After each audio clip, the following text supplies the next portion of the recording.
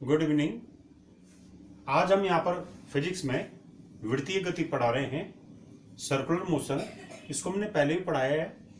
तो वृत्तीय गति कहते किसे हैं कि जब कोई पिंड, जैसे यहाँ पर कोई पिंड है या कण है, ये इस वृत्तीय पथ पर गति कर रहा है। तो जब कोई पिंड वृत्तीय पथ पर गति करता है तो इसकी गति वृत्तीय गति कहलाती है। और यदि ये पिंड वृत्तीय पथ पर एक समान चाल से गति करे, यानी इसकी चाल क्या रहे, अचर रहे, तो यदि कोई पिंड वृत्तीय पथ पर अचर चाल से गति करता है तो इसकी गति एक समान वृत्तीय गति कहलाती है, यूनिफॉर्म सर्कुलर मोशन कहलाती है उस समय वो गति। और इस दौरान इस कण पर केंद्र की ओर एक बल कार्य करता है, उस बल को अभिकेंद्र बल कहते हैं। और जैसे कण है ये वृत्तीय गति कर रहा है, तो माना एक कण यहाँ पर है तो इस पर इस वृत्त के केंद्र की ओर एक बल कार्य करेगा, इस बल को अभिकेंद्र बल कहते हैं। तो अभिकेंद्र बल की दिशा केंद्र की ओर होती है, ये हमने पहले पढ़ा है। और ऐसे ही क्योंकि यहाँ पर इस पर केंद्र की ओर अभिकेंद्र बल कार्य कर रहा है, इसलिए न्यूटन की गति के द्वितीय नियम से यहाँ पर क्या होगा, इस कण पर इस कण पर एक त्वरण भी कार्य करेगा, जिसे हम कहते हैं अभिकेंद्र त्वरण। तो वृत्तीय गति में पिंड पर केंद्र की ओर कार्य करने वाला त्वरण अभिकेंद्र त्वरण कहलाता है, सेंट्रीपिटल एक्सेलरेशन कहते हैं उसको। अब इसके उदाहरण क्या है, जैसे कि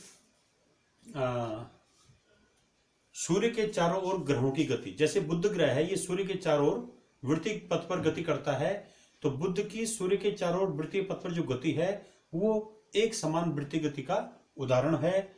और ऐसे ही इलेक्ट्रॉन नाभिक के चारों ओर वृत्तीय पथ पर गति करते हैं, उनकी गति वृत्तीय गति है। तो इलेक्ट्रॉन को नाभिक के चारों ओर वृत्तीय गति करने के लिए आवश्यक अभिकेंद्र बल कहाँ से मिलता है, वो इलेक्ट्रॉन और नाभिक के बीच के वैद्युत आकर्षण बल से ही इलेक्ट्रॉन को क्या मिलता है, आवश्यक अभिकेंद्र बल मिलता है। वैसे ही ग्रह को सूर्य के चारों ओर वृत्तीय पथ पर गति करने के लिए आवश्यक अभिकेंद्र बल कहाँ से मिलता है, वो मिलता है सूर्य और ग्रह के बीच के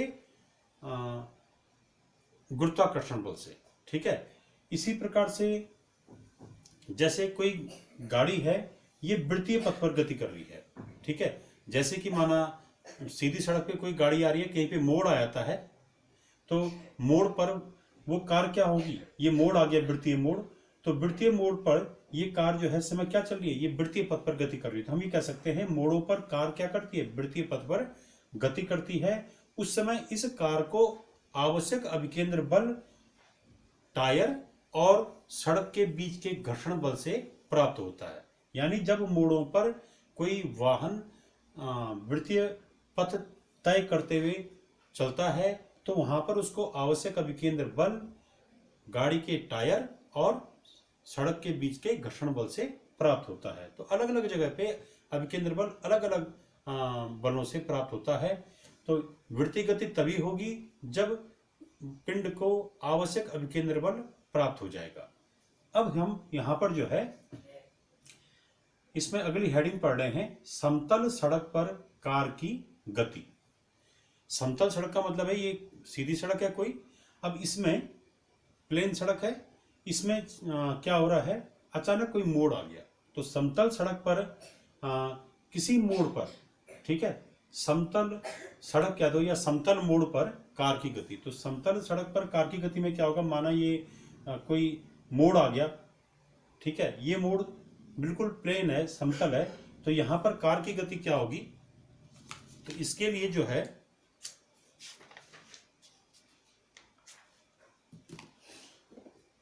यहां पर हम इसको ये लिख सकते हैं, समतल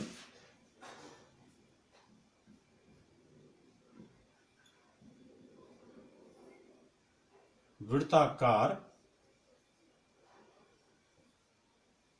सड़क पर कार की गति। तो कार किसी समतल सड़क पे चल रही थी, अचानक मोड़ आ गया, तो वहां पर वो मोड़ भी क्या है, समतल है। तो यहां पर जब ये कार इस समतल मोड़ पर जारी होगी, तो जैसे इस डायरेक्शन में जा रही है, तो जो समतल मोड़ होगा, ये मोड़ क्या होगा, ये जो वृत्ताकार मोड़ आ गया, ये जो है किसी वृत्त का हिस्सा होगा। तो माना इस वृत्ताकार मोड़ का वृत्त ये है और इस वृत्त का केंद्र यहाँ पे O बिंदु है। ठीक है, इस वृत्ताकार मोड़ पर किसी समय जो ये कार है, सपोज ये कार चल रही है तो ये कार यहाँ पर है। ठीक, तो इस कार का वेग जो है माना स्मॉल v है, इस वृत्ताकार मोड़ की त्रिज्या स्मॉल r है और कार का जो द्रव्यमान है, कार का द्रव्यमान है m। ठीक है, अब इस कार पर यहाँ पर अभिकेंद्र त्वरण कितना लग रहा होगा? हमने अभिकेंद्र त्वरण पहले सूत्र डेरिवेशन कर रखी है। अभिकेंद्र त्वरण A बराबर होता है v square upon r। v माने रेखीय वेग, r माने यहाँ पे त्रिज्या। अब जो है जब ये समतल वृत्ताकार मोड़ पर ये कार होगी तो इस कार पर कुछ बल कार्य कर रहे होंगे। वो बल कौन कौन से होंगे उनको हमने यहाँ पर दिखाया हुआ है। ये जो है कार यहाँ पर हमने दिखा दी, ये जो है सड़क है। अब जब ये कार इस समतल सड़क पे चल रही होगी तो यहाँ पर कार का जो भार होगा ये इसके गुरुत्व केंद्र से अभिलंबवत नीचे की ओर कार्य कर रहा होगा। तो कार का द्रव्यमान है m, तो कार का भार अभिलंबवत नीचे की ओर क्या हो गया? m इंटू जी, ये कार का भार हो गया।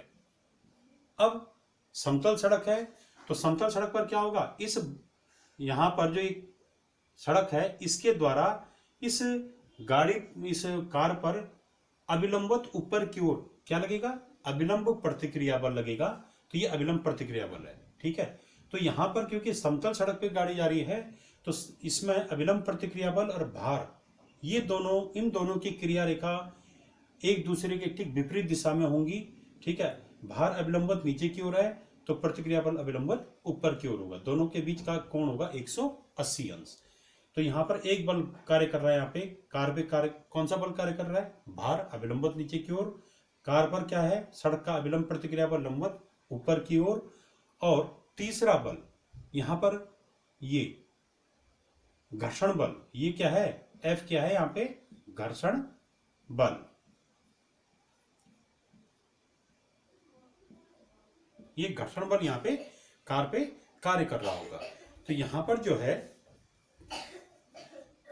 ये जो घर्षण बल है ये किससे प्राप्त होता है? कार को, कार के टायर और सड़क के बीच का जो घर्षण बल है यही जो है क्या करता है? कार को आवश्यक अभिकेंद्र बल प्रदान करता है। तो कार को आवश्यक अभिकेंद्र बल कहां से मिलता है?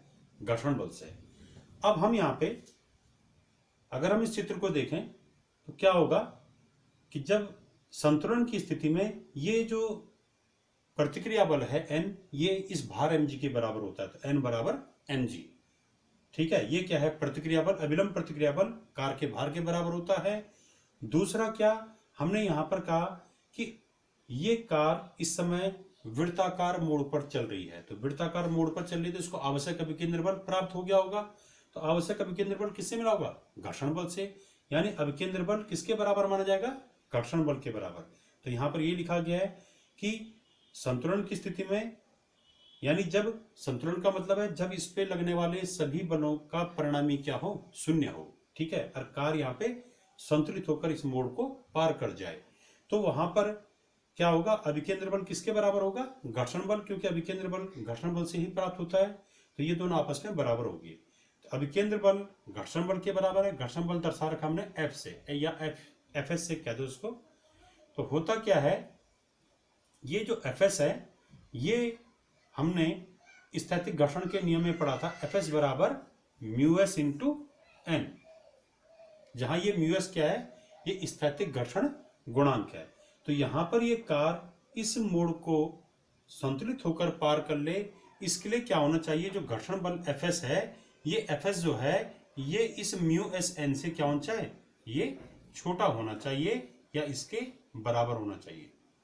ठीक है, कभी भी Fs का मान μs n से बड़ा नहीं होना चाहिए। ठीक है, अब तो हम यहां पर यही मान रख रहे हैं, अभिकेंद्र बल घर्षण बल के बराबर है। तो अभिकेंद्र बल का मान क्या आ गया? mv square upon r। घर्षण बल का मान क्या आ गया? Fs। अब हमने क्या कहा यहाँ पे कि Fs μs n से क्या होगा? या तो छोटा होगा या इसके बराबर होगा। ये किस चीज का चिन्ह है? कि लेस और इक्वल टू, कि Fs का मान μs के या तो इक्वल होगा या तो इससे छोटा होगा। तो जब Fs μs n के बराबर या छोटा है तो mv स्क्वायर अपॉन r भी क्या होगा? μs n के बराबर या छोटा होगा, क्योंकि ये दोनों आपस में बराबर हैं। तो जब Fs इज लेस और इक्वल टू μs n तो mv स्क्वायर अपॉन r भी क्या होगा? μs n के बराबर होगा या इससे छोटा होगा। ठीक है, ये पहले हमने क्या कंडीशन लगाई, ये वाली कि F S is lesser equal to mu S N, परंतु हमारे पास क्या था, हमारे पास था M B square upon R. ये अभिकेंद्र बल किसके बराबर है, एफ एस के बराबर, पर एफ एस क्या है, म्यू एस एन से छोटा है, तो एम बी स्क्वायर भी क्या होगा, म्यू एस एन से छोटा होगा। ठीक है, ये M B square upon R equal to F S है, पर F S is less equal to mu S N, तो इसका मतलब है M B square upon R भी क्या होगा, म्यू एस एन से छोटा होगा। अब यहां पर हमने n का मान यहां से रख दिया, n बराबर एम जी, तो n बराबर एम जी मान हम यहां पर रख रहे हैं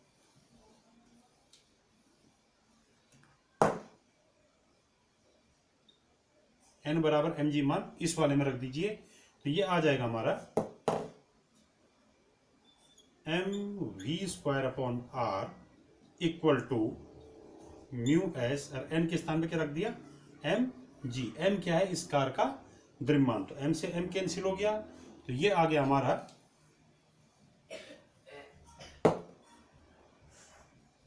v स्क्वायर, m से m cancel, v square equal to mu s into r into g. तो अब हमारे पास यहां से एक रिजल्ट आ गया कि v equal to under root square root of mu S R G, जहां म्यू एस क्या है, ये कार के टायर और सड़क के बीच घर्षण गुणांक है, स्थैतिक घर्षण गुणांक। आर क्या है, वृत्तीय मोड़ की त्रिज्या। ठीक है, जी क्या है यहाँ पे, गुरुत्वीय त्वरण। तो जब, हाँ ये लेस इक्वल टू आ रहा था, ये लेस इक्वल टू ये आ गया, तो इसका अर्थ है कि कार वृत्तीय मोड़ को संतुलित होकर पार कर ले, इसके लिए वेग का मान क्या होना चाहिए, ये square root mu S R G से के बराबर होना चाहिए या इससे कम होना चाहिए। ठीक है, कभी भी वेग का मान इससे बड़ा नहीं होगा। अगर कभी वेग का मान इससे बड़ा हो गया तो कार जो है इस मोड़ पर क्या होगी, बाहर की ओर फिसल जाएगी। तो इसीलिए क्या होता है कि मोड़ को एक निश्चित वेग से प्राप्त करने के लिए क्या होना चाहिए, इस वेग का मान इसके बराबर होना चाहिए, under root mu R G के बराबर। और अगर वेग का मान इससे ज्यादा हो गया, under root mu R G से ज्यादा हो गया, तो इसका अर्थ है कि उस कार का वेग एक निश्चित वेग से बड़ा हो गया, इससे बड़ा हो गया, तो कार जो है वृत्तीय मोड़ पर बाहर की ओर, पर्दे की ओर फिसल जाएगी। ठीक है, रपट जाएगी कार। अब यहां पर हमने ये माना है कि ये जो मोड़ है, वृत्ताकार मोड़, ये समतल है। अब अगर हम पहाड़ों पे जाएं तो पहाड़ों पर क्या होता है, घुमावदार सड़कें होती हैं, और वहां पर जो मोड़ हैं वो मोड़ समतल नहीं होते हैं।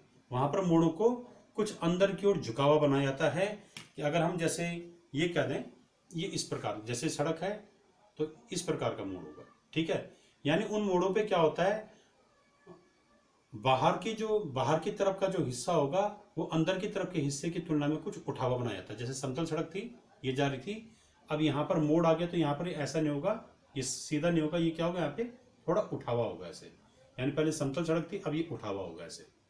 ठीक है, ये तो ऐसी स्थिति में ये उठावा क्यों बनाया जाता है पहाड़ों पे, तो ये जो है आवश्यक अभिकेंद्र बल प्राप्त करने के लिए ही वहां पर क्या होता है, पहाड़ों पर जो मोड़ होते हैं उनको कुछ ढलावदार बनाया जाता है। तो अगली हेडिंग हमारी इसी पे है, समतल सड़क पर वृत्ताकार मोड़ को पार करने के लिए कार का वेग v इक्वल टू क्या होना चाहिए, under root mu R G या इससे कम होना चाहिए।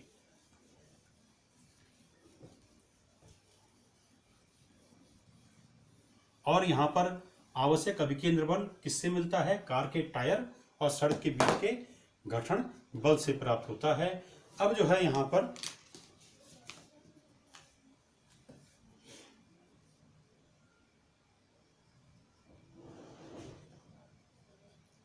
कि मोड़ों पर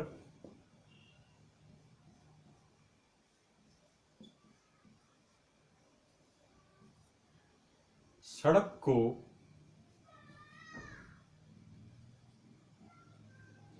ढलावदार बनाया जाता है। ठीक है, मोड़ों पर सड़क को ढलावदार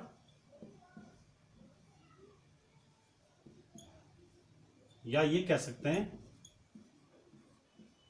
अंदर की ओर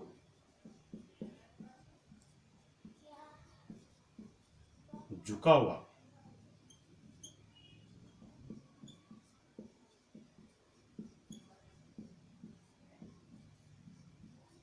बनाया जाता है। ठीक है, पहाड़ों पर ज्यादा होता है ऐसा कि सड़क को जो है ढलावदार बनाते हैं। जैसे समतल सड़क पे गाड़ी आ रही है तो जहां पर मोड़ आएगा वहां पर थोड़ा अंदर की ओर झुक जाएगी ऐसे सड़क। तो ऐसा क्यों किया जाता है, ढलावदार सड़क कहते हैं उसको। तो हम यहाँ पर ये दिखा रहे हैं कि माना ये समतल सड़क थी, अचानक मोड़ आ गया तो मोड़ पर जो है सड़क क्या हो गई, ऐसे ये थोड़ा अंदर की ओर झुका दी। तो यानी ये जो मोड़ पर जो सड़क का हिस्सा है वो क्षैतिज के साथ कितना कोण बना रहा है, कुछ कोण बना रहा होगा, तो वो कोण यहाँ पे थीटा है। ठीक है, समतल सड़क थी और यहाँ पर मोड़ पे क्या हो गया, इसको थोड़ा उठा हुआ ऐसे ढलाव बना दिया।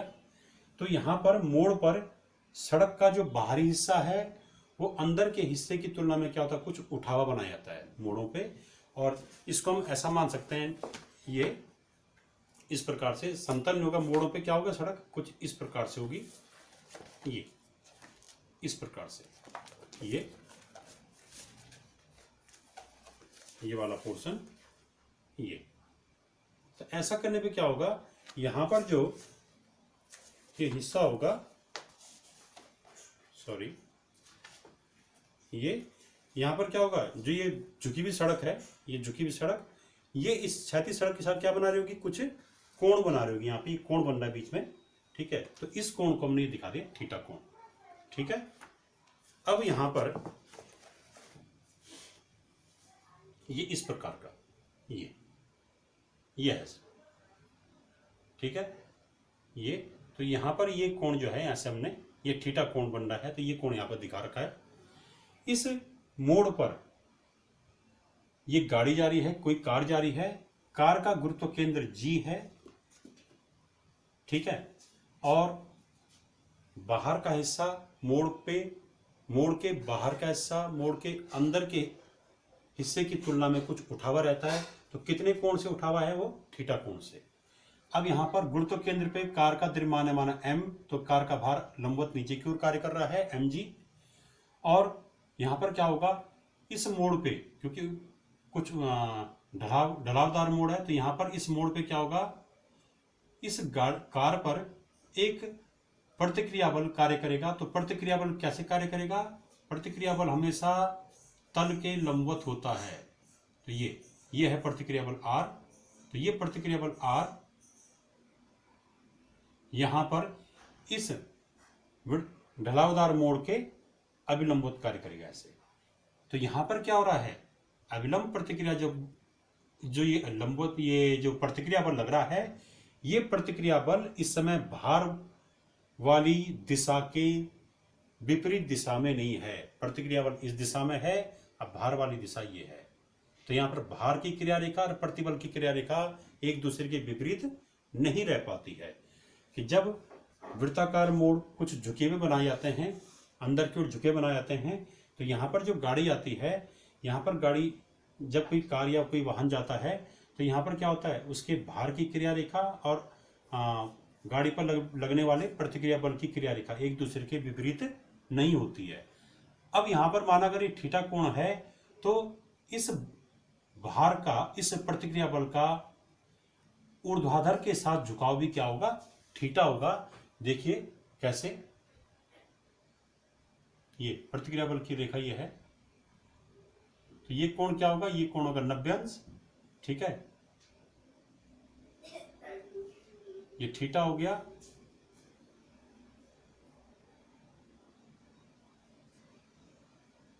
ये वाला, तो ये कोण क्या आएगा, थीटा आ जाएगा यहाँ पे, ये वाला कोण।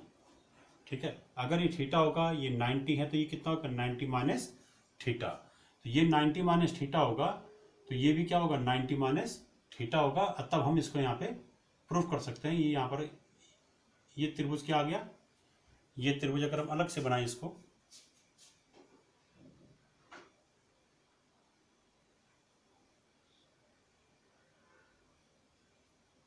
तो ये वाला कोण, ये वाला कोण, ये 90 माइनस थीटा है, ये 90 अंश है, तो ये क्या आएगा, ये थीटा आ जाएगा, तो ये भी क्या आएगा, ये थीटा आ जाएगा इसमें।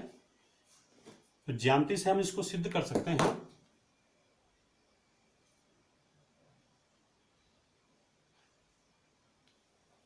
ये कोण, यदि ये कोण थीटा है तो ठीक उतना ही कोण कहां आता है, इस प्रतिक्रिया बल का ऊर्ध्वाधर के साथ भी कोण क्या आता है, थीटा आता है। अब इस प्रतिक्रिया बल का इस थीटा दिशा में घटक क्या होगा, ऊर्ध्वाधर दिशा में घटक क्या होगा, आर कॉस थीटा।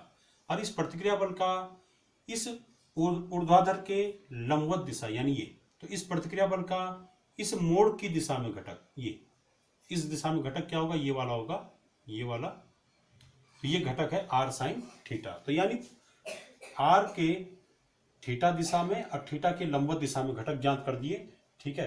तो ये आर साइन थीटा आ जाएगा, ये क्या आएगा, आर कॉस थीटा। तो संतुलन की स्थिति में क्या होता है कि ये आर कॉस थीटा किसके बराबर होता है, एम जी के बराबर होता है। आर कॉस थीटा बराबर एम जी, ठीक है। कि अगर मोड़ अंदर की ओर झुकाव बनाया गया है तो ऐसी स्थिति में यहां पर ये इस आर का जो थीटा दिशा में घटक है, ऊर्ध्वाधर दिशा में घटक है आर कॉस थीटा, ये भार एम जी के बराबर होता है, ये इसको संतुलित कर देता है। और दूसरा जो ये आर साइन थीटा है, ये आर साइन थीटा की दिशा कहां की ओर है, ये है मोड़ पर अंदर की ओर, ठीक है, जो अंदर की ओर जहां की तरफ मोड़ झुका रखा है, ठीक है। तो जहां पर जिस दिशा में मोड़ झुका हुआ है उस दिशा में ये आर साइन थीटा। तो ये आर साइन थीटा जो है इस कारक को आवश्यक अभिकेंद्र बल प्रदान करता है। तो ये आर साइन थीटा किसके बराबर हो जाएगा, आर साइन थीटा बराबर होता है यहाँ पे अभिकेंद्र बल के बराबर। यानी इस कारक को आवश्यक अभिकेंद्र बल कौन प्रदान करेगा, इस आर का ये वाला घटक, आर साइन थीटा घटक, ठीक है। तो वृत्ताकार मोड़ अगर अंदर की ओर झुके बनाए गए हैं तो वहां पर प्रतिक्रिया बल आर का क्षैतिज घटक भी कह सकते हैं। यानी अंदर की ओर जो घटक आ रहा है क्षैतिज घटक, ये आर साइन थीटा, यही जो है कार को आवश्यक अभिकेंद्र बल प्रदान करता है, ठीक है। अगर अब कार का द्रव्यमान m है, कार का वेग माना v है, ठीक है, वृत्तीय पथ की त्रिज्या r है, तो अभिकेंद्र बल का मान क्या हो जाएगा, ये हो जाएगा आर साइन थीटा बराबर M V square upon R. इसको समीकरण नंबर 1 डाल दिया, इसको समीकरण नंबर 2 डाल दिया। तो इसमें हम आगे इसको अगर हम सॉल्व करें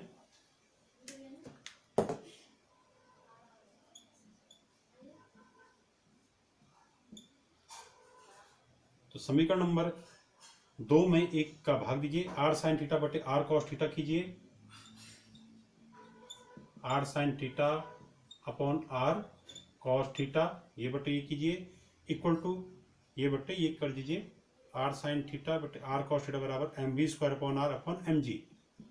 M V square upon R बटे एम जी, एम से एम कैंसिल हो गया और ये हमारा इक्वेशन आ गई, हमारे पास जो इक्वेशन थी वही आ गई, tan theta equal to V square upon R G, ये आ गया। तो यहां पर देखिए ये थीटा क्या है, ये कांस्टेंट है। तो जब थीटा कांस्टेंट हो, क्योंकि एक बार जो जिस कोण पे सड़क झुकी हुई बनाई जाएगी तो वो कोण क्या रहेगा, हमेशा अचर रहेगा, ठीक है। तो अगर ये थीटा अचर है तो टेन थीटा भी क्या होगा, अचर होगा। तो इसका मतलब ये भी V square upon R G भी अचर होगा। तो यहां पर टेन थीटा के अचर मान के लिए V square upon R G का मान भी अचर होना चाहिए। इसका मतलब है कि अगर v का मान बढ़ता है तो r का मान भी बढ़ाया जाएगा। यानी अगर मोड़ों पर कोई कार अपना वेग बढ़ा दे, ठीक है, अगर मोड़ पर कोई कार अधिक वेग से गति करे तो वहां पर वो कार क्या जाएगी, मोड़ पर बाहर की ओर जाती है। यानी बाहर की ओर जाने पे क्या होगा, त्रिज्या का मान बढ़ जाएगा, ठीक है। जैसे ये है, मानो यहां पर इस कार का वेग क्या था, यहां पर एक कार है, इसका वेग था v। अगर v का मान बढ़ गया तो ये कार जो है और बाहर की ओर चल जाएगी, बड़ी वृत्तीय मोड़ पे आएगी, तब आर का मान कुछ ज़्यादा हो जाएगा। ठीक है, अगर वी का मान बढ़ के वी डैश हो गया तो यहाँ आर का मान बढ़ के आर डैश हो जाएगा, आर डैश और ज़्यादा हो जाएगा। ठीक है, तो वी का मान बढ़ने पर आर का मान भी बढ़ जाता है। क्यों? क्योंकि जब ये बढ़ेगा तो तब आर भी बढ़ना चाहिए, तभी जाके क्या होगा, V square upon R G का मान अचर रह पाएगा। क्योंकि हर दशा में V square upon R G अचर रहना चाहिए। अगर वी का मान घट गया तो आर का मान भी क्या होना चाहिए, घटना चाहिए, तभी जाके V square upon R G का मान क्या रहेगा, अचर रहेगा। तो tan थीटा अचर है, इसलिए V square upon R G अचर रहेगा। वी के बढ़ने पे आर बढ़ेगा। इसका अर्थ है कि जब कार अधिक वेग से मोड़ पर गुजरेगी तो उस समय वो मोड़ के किनारे की ओर जाएगी। ऐसा होने पे उसकी त्रिज्या, वृत्तीय पथ की त्रिज्या बढ़ जाएगी, जिससे कि कार आसानी से मोड़ को पार कर लेगी। और अगर कार का वेग कम हो गया, वी का मान कम हो गया, तो मोड़ को पार करने के लिए क्या होगा, वहां पर कार मोड़ पर अंदर की ओर, केंद्र की ओर आ जाएगी। और ऐसा होने पे त्रिज्या आर का मान क्या हो जाएगा, कम हो जाएगा। तो वी कम होने पे आर कम हो गया, इसलिए V square upon R G भी क्या हो जाएगा, कम हो जाएगा, यानी पहले जैसा अचर रहेगा। अब जब वी बढ़ता है तो आर भी बढ़ता है। ठीक है, आर बढ़ने का मतलब है कि कार बाहर की ओर जाती है। तो उस समय क्या होता है कि जब कार अधिक वेग से मोड़ पर जाती है तो वहां पर संतुलन बनाए रखने के लिए कार पर क्या लगता है, कार जो है बाहर की ओर, वृत्तीय मोड़ पर बाहर की ओर जाती है। इसका अर्थ है वहां पर कार पर क्या लगता है, बाहर की ओर बल लगता है। ठीक है, तो माने वृत्तीय मोड़ के किनारे की ओर बल लगता है। तो ऐसी दशा में कार के टायरों पर जो घर्षण बल होगा वो केंद्र की ओर लगेगा, क्योंकि घर्षण बल हमेशा गति की विपरीत दिशा में लगता है, वेग की विपरीत दिशा में लगता है। तो जब वेग का मान बढ़ेगा तो कार किनारे की ओर जाएगी, अर्थात कार की गति बाहर की ओर होगी। उस समय कार के टायरों पर सड़क के द्वारा घर्षण बल केंद्र की ओर लगेगा। ठीक है, और जब वेग का मान कम हो जाएगा तो कार जो है मोड़ पर अंदर की ओर आएगी, अर्थात उस समय कार की गति मोड़ के अंदर की ओर होगी, केंद्र की ओर होगी।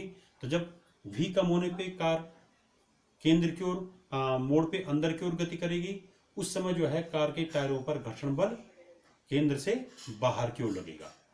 तो यानी घर्षण बल ऑटोमेटिकली चेंज होता रहता है। जब कार वृत्तीय मोड़ पे अंदर की ओर, मोड़ के केंद्र की ओर आ रही है, उस समय घर्षण बल कहाँ की ओर लगेगा, बाहर की ओर लगेगा, क्योंकि उसने गति का विरोध करना है। जब कार किनारों की ओर जा रही है, मोड़ पे किनारे की ओर जा रही है, उस समय घर्षण बल गति के विपरीत दिशा में कहाँ की ओर लगेगा, किनारे से केंद्र की ओर लगेगा। तो यहां पर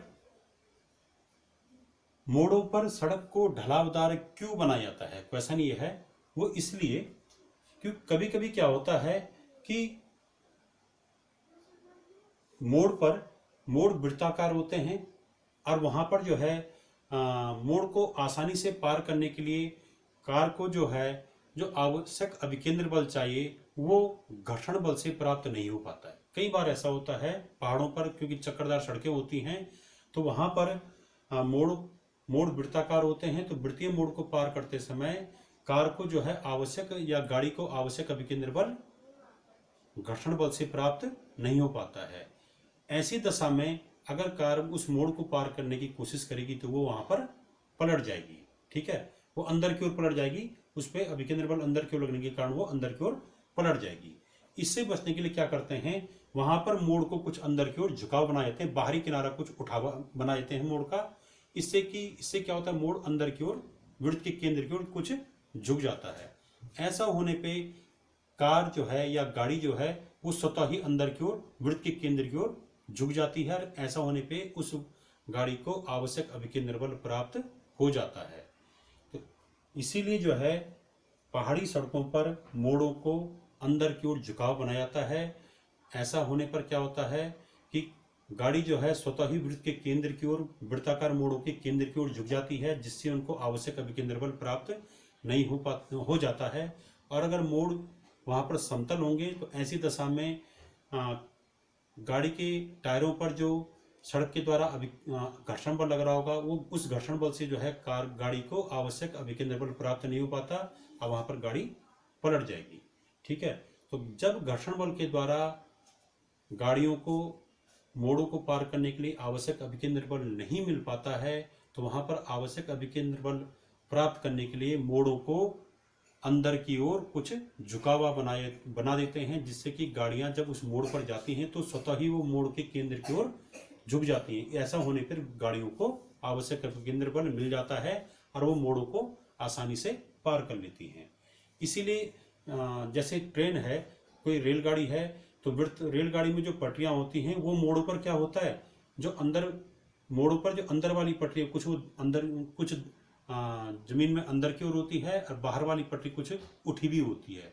ऐसा होने पे क्या होता है, जब वो रेलगाड़ी उस पटरी पे जाएगी तो किनारे की ओर रेलगाड़ी का जो हिस्सा होगा वो स्वतः ही क्या होगा, वृत्त के केंद्र की ओर झुक जाएगा। इससे रेलगाड़ी को आवश्यक अभिकेंद्र बल मिल जाएगा और वो मोड़ को आसानी से पार कर लेगी।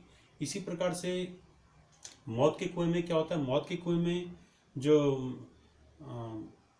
वो कार चालक होता है, वो जो है कुएं की जो दीवार होती है उस दीवार पर जब वृत्ताकार गति करता है तो उस पर वो अपने शरीर को उस वृत्ताकार कुएं में क्या करता है, केंद्र की ओर झुकावे रखता है।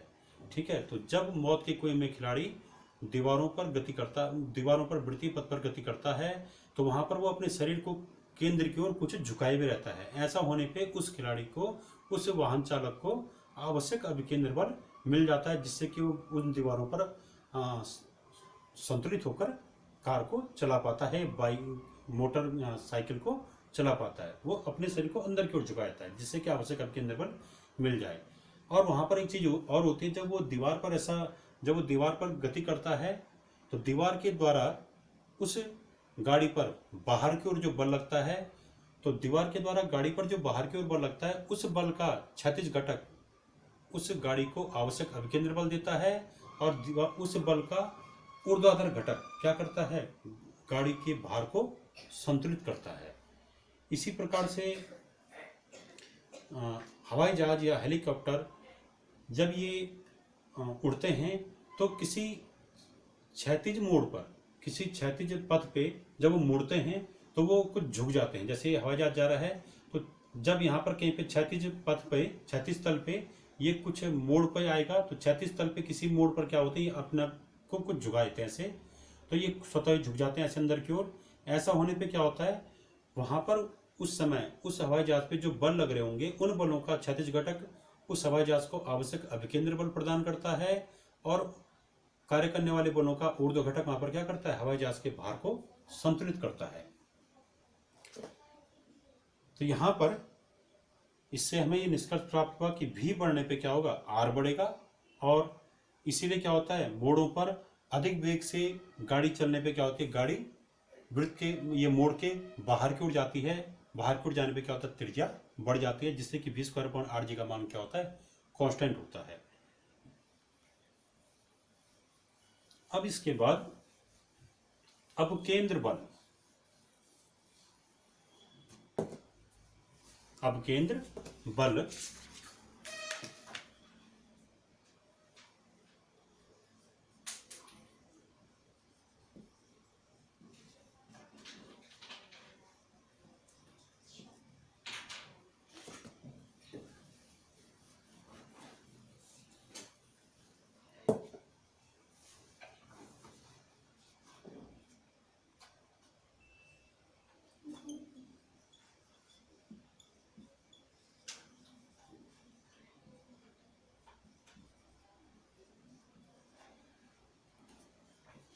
या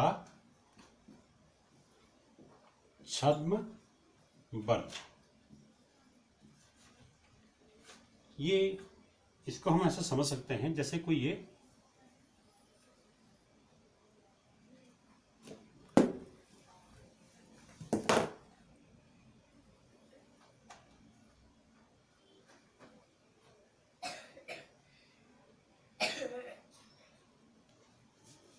ये कोई वृत्ताकार मेज है, ये घूम रही है यहाँ पे,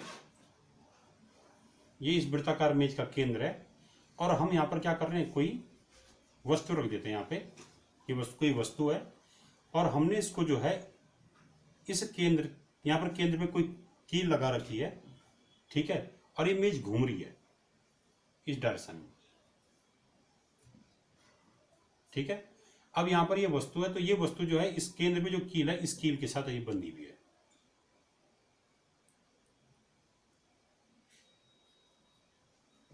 यहाँ पे अब व्यक्ति को, यहाँ पर कोई व्यक्ति बाहर खड़ा है, तो उसको बाहर जो व्यक्ति खड़ा है उसको क्या दिखाई देगा कि जब ये मेज घूम रही होगी, ये घूमती हुई मेज है, तो जब ये मेज घूम रही होगी तो बाहर वाले व्यक्ति को दिखाई देगा कि ये जो यहाँ पर पिंड है, ये पिंड भी क्या है, यहाँ पे इसके साथ घूम रहा है।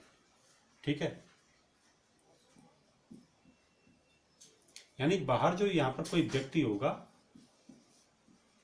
तो बाहर वाले व्यक्ति को ये नजर आएगा कि मेज घूमने के साथ साथ ये पिंड भी क्या है, इस मेज के साथ घूम रहा है। और उसका कारण ये होगा क्योंकि मेज बढ़ती गति कर रहा है, इसलिए इस मेज पर स्थित प्रत्येक कण क्या कर रहा होगा, इसमें इस केंद्र O के चारों ओर बढ़ती गति कर रहा होगा। पर अगर यही व्यक्ति यहां मेज पे आ जाए,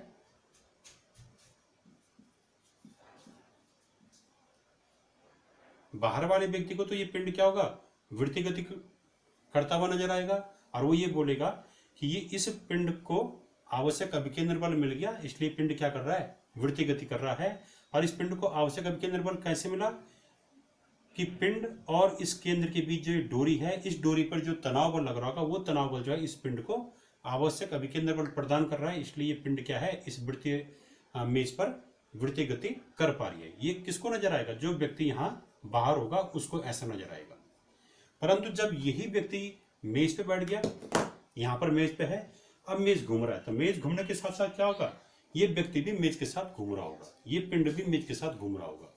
ऐसी स्थिति में इस मेज में बैठे व्यक्ति को ये वस्तु जो है स्थिर नजर आएगी। अब ऐसा क्यों हुआ, जबकि ये जो वस्तु है, ये पिंड है, ये बढ़ती गति कर रही थी, यानी इस पे अभिकेंद्र बल अंदर की ओर लग रहा था। माना इसका अभिकेंद्र बल कितना था, mv²/r, ये अंदर की ओर लग रहा था वृत्त के केंद्र की ओर। परंतु जो मेज में जो व्यक्ति बैठा है, इसको ये वस्तु स्थिर नजर आ रही है। ठीक है, उसको ये लगेगा कि ये वस्तु स्थिर है। क्यों लगेगा, क्योंकि घूमते हुए मेज पर पिंड और व्यक्ति दोनों स्थित हैं, तो हर क्षण क्या होगा, पिंड और व्यक्ति के बीच की दूरी एक जैसी रहेगी, इसलिए व्यक्ति के सापेक्ष पिंड क्या रहेगा, स्थिर रहेगा, पिंड के सापेक्ष व्यक्ति भी क्या रहेगा, स्थिर रहेगा। जबकि इस पिंड पर आवश्यक अभिकेंद्र बल अंदर की ओर लग रहा है क्या, mv²/r।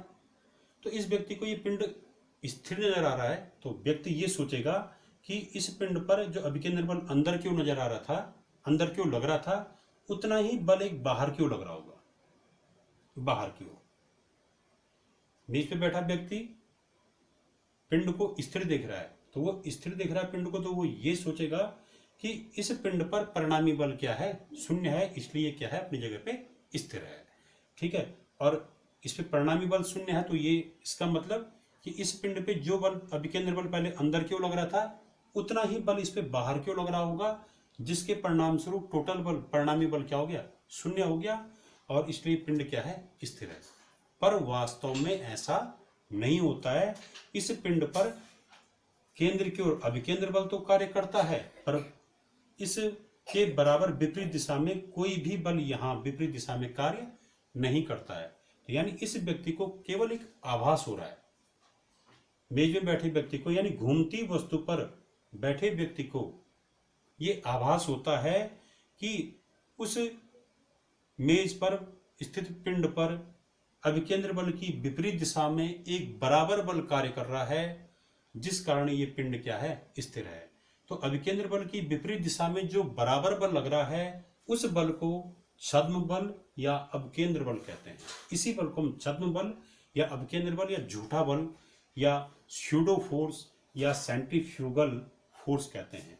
तो ये कब किसको नजर आएगा कि घूमते हुए तल पर स्थित व्यक्ति को उस तल के किसी कण पर एक ऐसे बल का आभास होता है जो बल अभिकेंद्र बल की विपरीत दिशा में बाहर की ओर लगता है और ठीक अभिकेंद्र बल के बराबर होता है। ठीक है, इस बल को अवकेंद्र बल या छद्म बल कहते हैं। ये बल वास्तव में, इस बल का कोई अस्तित्व नहीं होता। ठीक है, यहाँ पर इसका कोई अस्तित्व नहीं होता, ये होता नहीं है, सिर्फ इसमें घूमते मेज पे बैठे व्यक्ति को ही इसका आभास होता है, क्योंकि वो ये सोचता है कि ये स्थिर है, तो स्थिर रहने का मतलब है इस पे परिणामी बल क्या हो गए होंगे, 0 हो गए होंगे। तो इस पे एक बल तो अभिकेंद्र बल अंदर की ओर लग रहा था, तो परिणामी बल 0 तभी हुआ होगा जब इस पे इतना ही बल बाहर की ओर लगा होगा, तो इसलिए वो बाहर की ओर लगने वाले बल को क्या कहता है, छद्म बल या अपकेंद्र बल कहता है। अपकेंद्र बल किसे कहते हैं कि घूमते हुए तल पर स्थित कणों पर अभिकेंद्र बल की विपरीत दिशा में एक बराबर बल लगने का आभास होता है, इस बल को ही अपकेंद्र बल या छद्म बल कहते हैं। इसका कोई अस्तित्व नहीं होता इस बल का। इस बल का अनुभव केवल तब होता है जब व्यक्ति घूमते हुए तल पर स्थित हो। यदि यही व्यक्ति घूमते तल से बाहर आ जाएगा तब इसको इस बल का अनुभव नहीं होता है। अब इसके बाद जैसे अचानक ये डोरी कट जाए, टूट जाए, तो उस समय जो है ये जो पिंड है ये स्पर्श रेखीय दिशा में, माने जिस वृत्तीय पथ पे घूम रहा होगा उस वृत्तीय पथ की स्पर्श रेखीय दिशा में क्या होगा, बाहर की ओर गिर जाएगा। तो उस समय ये यही कहेगा कि ये बाहर की ओर इसलिए गिरा क्योंकि डोरी टूटने पे अभिकेंद्र बल खत्म हो गया, और इस समय इस पे क्या हुआ, जो अपकेंद्र बल बाहर की ओर लग रहा था वो अपकेंद्र बल क्या हुआ, उस बाहर की ओर लगने वाले अपकेंद्र बल के कारण ये पिंड बाहर की ओर गिर गया। ठीक है, तो अपकेंद्र बल हमेशा अभिकेंद्र बल की विपरीत दिशा में कार्य करता है और ये इसके विपरीत होता है, इसके बराबर होता है। इसी में एक और है, इसमें अपकेंद्रित अपकेंद्रित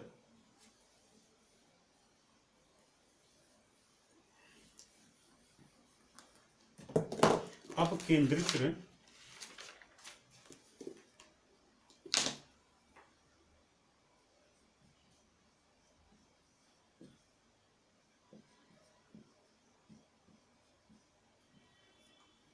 अपकेंद्रित सेंट्रीफ्यूग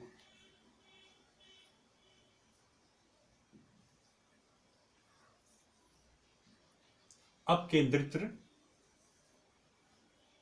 तो ये एक ऐसा यंत्र है जिसके द्वारा द्रव में स्थित विभिन्न द्रव्यमान के कणों को पृथक पृथक किया जाता है।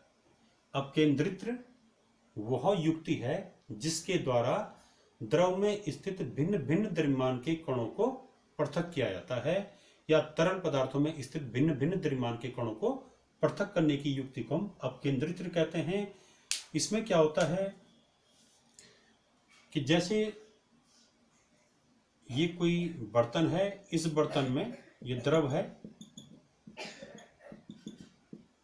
अब ये बर्तन जो है ये इस प्रकार घूम रहा है, वृत्ताकार पथ पे घूम रहा होगा,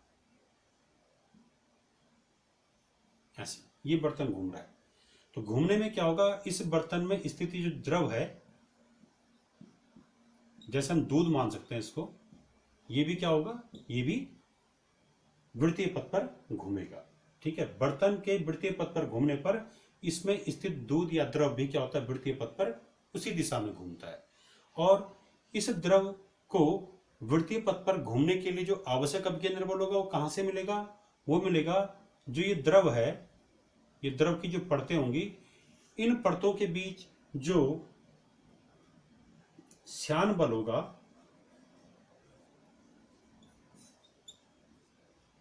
कि द्रव की परतों के बीच उत्पन्न श्यान बल वो क्या करता है, द्रव की परतों को आवश्यक अभिकेंद्र बल प्रदान करता है, जिस कारण से ये परतें क्या होते हैं, बर्तन के साथ साथ द्रव की परतें भी वृत्तीय गति करती हैं। तो जब ये वृत्तीय गति करती हैं तो होता यह है समय कि द्रव में जो हल्के कण होंगे उन पर केंद्र से बाहर की ओर कम अपकेंद्र बल लगता है। जैसे मैं यहां पर ये दिखा रहा हूं, ये द्रव की परत है कोई, यहां पर ये द्रव का कोई हल्का कण है और ये कोई भारी कण है। तो जो हल्का कण होगा वो क्या होगा, उस पर अपकेंद्र बल कम लगेगा। ठीक है, और जो भारी कण होगा उस पर अपकेंद्र बल ज्यादा लगता है।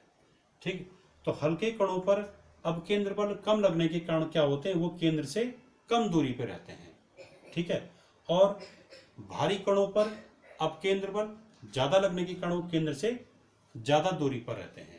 तो इसके परिणाम स्वरूप क्या होता है कि जब कोई बर्तन वृत्तीय गति करता है तो उसमें स्थित द्रव भी वृत्तीय गति करता है। और ऐसा होने पे द्रव में स्थित जो हल्के कण होते हैं वो केंद्र के नजदीक गति करते हैं क्योंकि उन पे कम अपकेंद्र बल लगता है, और जो भारी कण होते हैं वो केंद्र से दूर गति करते हैं, बड़े वृत्तीय पथ पे गति करते हैं।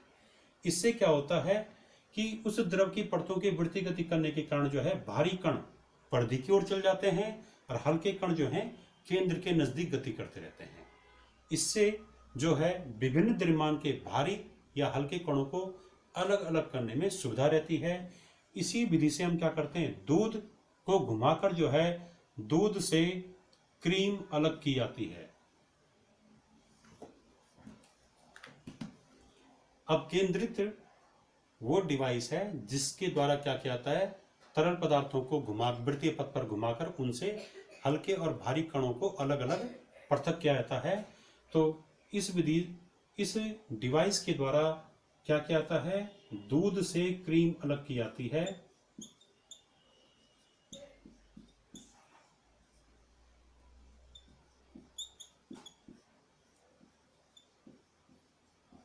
या ये कह सकते हैं हम कि जब दही को मथते हैं तो मथने के बाद क्या होता है, जो मट्ठा है वो अलग हो रहता है और जो मक्खन है वो अलग हो जाता है।